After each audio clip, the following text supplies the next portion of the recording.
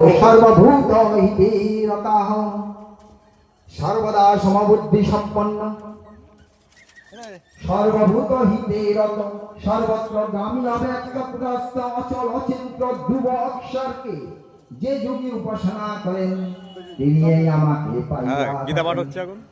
বললাম না একটু আগে, ঠাকুরও তখনকার দিনে খুবই ওই ডিপ্লোম্যাটিক কাজ করতেন। কিরকম করেছেন? ধ্রুব অক্ষর বলতে কাকে বোঝায়? ওম। ওম কি দিয়ে বোঝায়? সেই ওমের মধ্যে আপনার ব্রহ্মরঙ্গ রয়েছে। সেই ওমের মধ্যে ব্রহ্ম রয়েছে। ভগবান কত চালাকি করে টুক করে বলে দিল। কি মানে?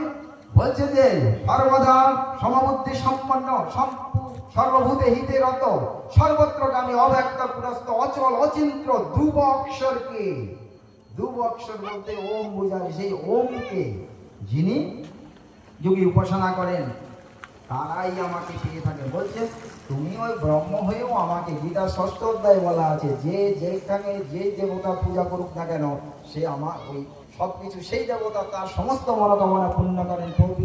প্রকৃতপক্ষে সেই সব দেবতা হলাম আমি।